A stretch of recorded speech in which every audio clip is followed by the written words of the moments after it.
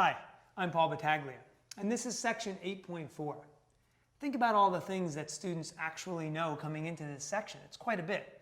They've seen how to work with the nth term test, geometric series, p-series, and now recently they've seen the integral test.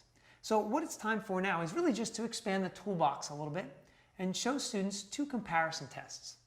So the essential question we would like students to be able to answer at the end of section 8.4 is, how do I use one series to help me determine the convergence or the divergence of another series? So we're going to start right away with theorem 8.12 with the direct comparison test. And what I love about this theorem is it actually allows us some humor in class, because I put the theorem up on board and I say to them, okay, read this and tell me what it means. And I know that really they're only going to be able to read it. They probably won't be able to tell me what it means. And they'll kind of conjure up some things, but really not close to what we're looking for. And I know that because thinking about what they're seeing, it's a little abstract. We're looking for 0 to be less than a sub n, and that has to be less than or equal to b sub n. We're going to start with that. What does that mean, right? Then they see this terminology, well, if the series b sub n converges, then a sub n converges, so on and so forth. So what I've learned over the years is that actually if we just provide them with a nice analogy, it goes a long way. So I use a truck and a van. And in my first scenario, we have the truck in front of the van, and both cars are on a highway approaching an overpass. And they're going to attempt to pass under that overpass. So here's what I ask them. I say, okay, well, what do we know? We know that the truck is bigger than the van. So if the truck makes it under that overpass, what can you tell me? And really, without hesitation, they can say, well, obviously the van is going to fit under as well. And I say to them, okay, well, so now let's think about what that means in terms of series. If b sub n, the bigger series, the truck, converges, then what do we know? We know that the smaller series a sub n also converges. And then we'll flip the example. Now we'll put the van in front of the truck. They're again approaching that overpass, trying to pass under. What happens if for some weird reason the van can't make it under? What do we know? Again, without hesitation, they can tell me, well, if the van, the smaller van, couldn't make it under, surely that truck's not going to make it under as well. Okay, what does that tell us? Well, if series A sub n diverges, series B sub n has to diverge as well. And all of a sudden, you see the light bulb, that aha moment. I think we understand. I think we're ready for some examples. So let's do that. Example 1 does a great job of showing students how we have to compare two series. And it shows them how we have to pick a nice proper series to compare. So we start with 1 over 2 plus 3 to the n. And students have to determine the convergence of this series. So first and foremost, what we have to tell students is that, see, we have to determine another series to compare to it. So actually, I've had a lot of success with students actually being able to point out that if the 2 wasn't there, 1 over 3 to the n power would actually be a good comparison, because it seems to mimic the behavior. And I say, okay, well then why don't we do this? Why don't we list out a few terms? Go ahead and list out 3, 4, 5 terms of each series. N equals 1, n equals 2, so on and so forth.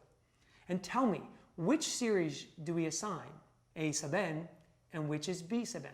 Now obviously, the one that has the bigger terms needs to be b sub n. And in this case, it would be 1 over 3 to the n power. So now we can compare them. Now we can still use that analogy, and I will continue to do that as we go through the examples. We will talk about truck versus van.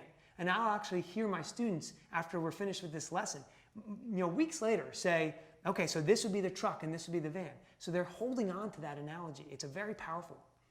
So my students will say, okay, well, so we're making 1 over 3 to the n the truck, and 1 over 2 plus 3 to the n the van. Tell me what you know about 1 over 3 to the n. Someone usually says, that looks an awful lot like a series we've seen before. Wait a minute, isn't that geometric? Yes, it is. What do we know about geometric series? Well, this particular one converges because the common ratio will be 1/3. Okay, what can we conclude? Well, since that converges, the bigger series, b sub n, so must the series we were given. And again, we've done one example now, and students feel like they have the world in the palm of their hand. They could just go and do any example. And as a matter of fact, that's true. And that wasn't always true until I found that analogy. So try it out with your class. Now, example 3 moves into the limit comparison test. And what we need to stress to students right away is actually a common mistake. First, we want to use the limit comparison test when the direct comparison test seems to fail us. Now, the mistake, though, I see is students try and kind of fiddle over which series should I make A sub n, which should I make B sub n. And the truth is it doesn't matter. See, because we're going to be taking the limit as n approaches infinity of the quotient of these two series. So whether you put the one on top or bottom really doesn't matter, because what we're looking for is the result of the limit. Is it finite and positive? Because if it is, that means the behavior of both series behave together. So again, the conclusion would be, right, if series A converges, then B must also converge. If series A diverges, series B must also diverge. So this is a very, very powerful connection for students to see what to use maybe when something else doesn't work. Now, this is a big section and 2 new tests, right? So you can imagine there's lots of mistakes that we have to talk about.